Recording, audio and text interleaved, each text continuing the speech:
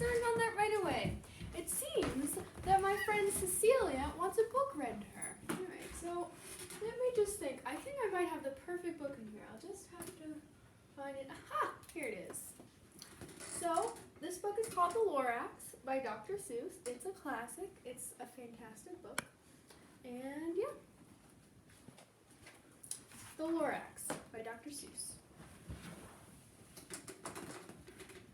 At the far end of town where the grickle grass grows, and the wind smells slow and sour when it blows, and no birds ever sing except old crows, is the street of the lifted Lorax.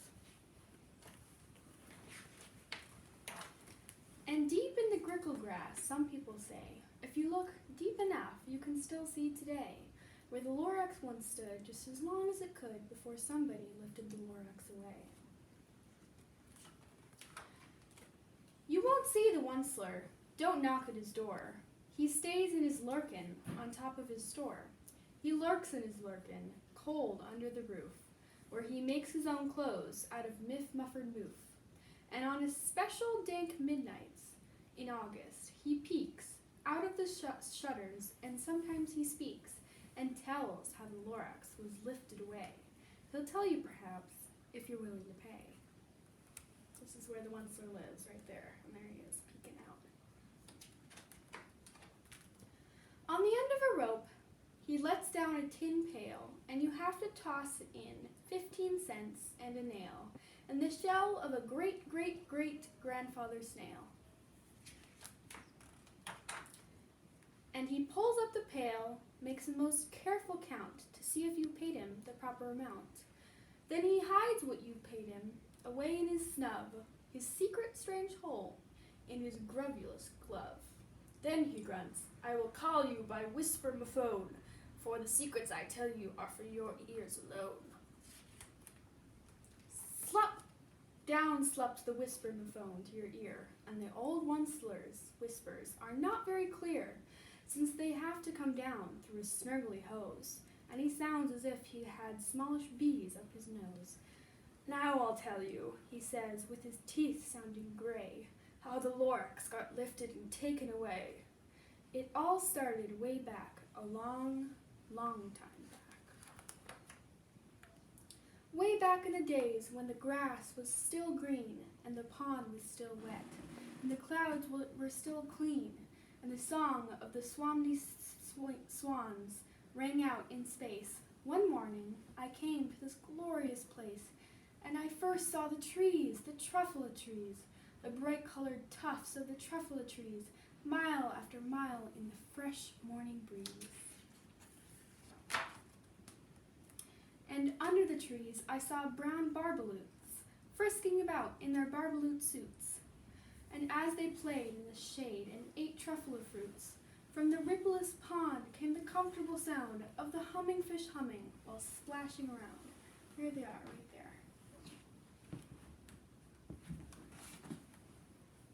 But those trees, those truffula trees. All my life I'd been searching for trees such as these. The touch of their tufts was much softer than silk, and the way they had the sweet smell of fresh buttermilk. There's Onceler, he's coming. I felt a great leaping of joy in my heart. I knew just what I'd do. I had loaded my cart. In no time at all, I had built a small shop. Then I chopped down a truffula tree with one chop, and with a great skillful skill and with great speedy speed, I took the soft tuft, and I needed a seed. The instant I'd finished, I heard a great thump. I looked. I saw something pop out of the stump of the tree that I chopped down. It was a sort of man. Describe him? That's hard. I don't know if I can. He was shortish and oldish and brownish and mossy, and he spoke with a voice that was sharpish and bossy. Mister, he said with a sawdusty sneeze, I am the Lorax. I speak for the trees. I speak for the trees have no tongues, and I'm asking you, sir, at the top of my lungs. He was very upset as he shouted and puffed, What is that thing you've made out of my truffula tuft? Lorax, I said. There's no cause for alarm. I chopped just one tree. I'm doing no harm. I'm being quite useful. This thing is a thneed. A thneed's a fine something that all people need. It's a shirt, it's a sock, it's a glove, it's a hat. But it has other uses, yes, far beyond that. You can use it for carpets, for pillows, for sheets, or curtains, or covers for bicycle seats. The Lorax said, "Sir, you are crazy with greed. There is no one on earth who would buy that fool need." But that very next minute, I proved he was wrong. For just that minute, a chap came along, and he thought that the thneed I had knitted was great. He happily bought it for $3.98. I laughed at the Lorax. "You poor stupid guy. You never can tell what some people will buy." "I repeat," cried the Lorax, "I speak for the trees." "I'm busy," I told him. "Shut up, if you please." I rushed across the room, and in no time at all, I built a radio phone. I put in a quick call. I called all of my brothers and uncles and aunts. I said, "Listen here. Here's a wonderful chance for the whole Wensler family to get mighty rich. Get over here fast. Take the road to North Nitch. Turn left on Weehawken. Sharp right at South Snitch." And in no time at all, in the factory I built, the whole Wensler family was working full tilt. We were all knitting thneeds just as busy as bees, the sound of the chopping of the trufflet trees. Then, oh boy, oh, how my business did grow. Now, chopping one tree at a time was too slow. So I quickly invented my super axe hacker, which whacked out 4 truffle trees at one smacker. We were making thneeds 4 times as fast as before, and that Lorax, he didn't show up anymore. But the next week, he knocked on my new office door. He snapped, "I'm the Lorax who speaks for the trees, for which you seem to be chopping as fast as you please. But I'm also in charge of the brown barbaloots who played in the shade in their barbaloot suits and lived happily eating truffle fruits. Now, thanks to your hacking my trees to the ground, there's not enough truffle fruit to go around. My poor barbaloots are getting the crummies because they have gas and no food in their tummies. They loved living here, but I can't let them stay. They'll have no food, and I hope that they may. Good luck, boys," he cried, and he sent them away. I, the Wensler, felt sad as I watched them all go, but business is business, and my business must grow, regardless of crummies and tummies, you know. I meant no harm, I most truly did not, but I had to grow bigger. So bigger I got. I biggered my factory, I biggered my roads, I biggered my wagons, I biggered the loads of the thneeds that I shipped out. I was shipping them forth to the south, to the east, to the west, to the north, and I went right on biggering, selling more thneeds, and I biggered my money, which everyone needs.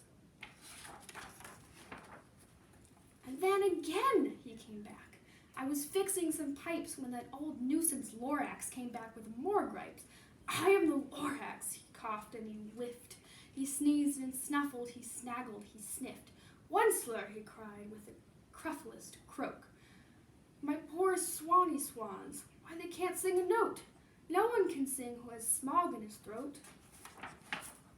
"And so," said the Lorax, "please pardon my cough. They cannot live here, so I'm sending them off. Where will they go? I don't hopefully know. They may have to fly for a month or year to escape from the smog who's smogged up around here."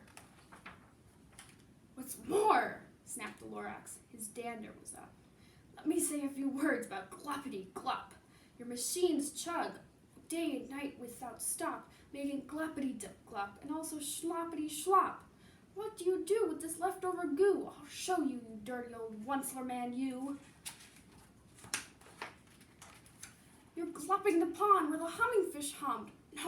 No more can they hum, for the gills are all gummed, so I'm sending them off. Oh, their future is dreary. They'll walk on their fins and get woefully weary, in search of some water that isn't so smeary." And then I got mad. I got terribly mad. I yelled at the Lorax, "Now listen here, Dad!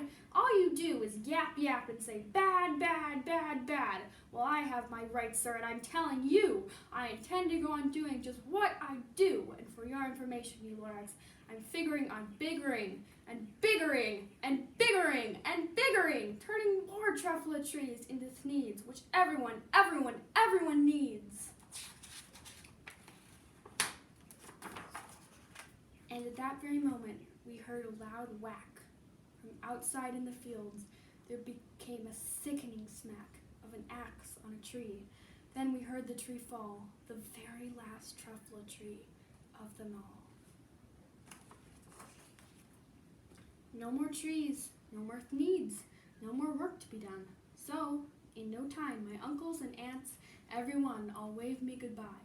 They jumped into my cars and drove away under the smoke-smuggered stars.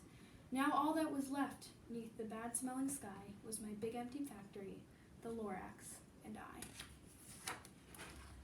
The Lorax said nothing, just gave me a glance, just gave me a very sad, backward glance. And he lifted himself by the seat of his pants, and I'll never forget that grim look on his face when he hoisted himself and took leave of this place, and through a hole in the smog without leaving a trace.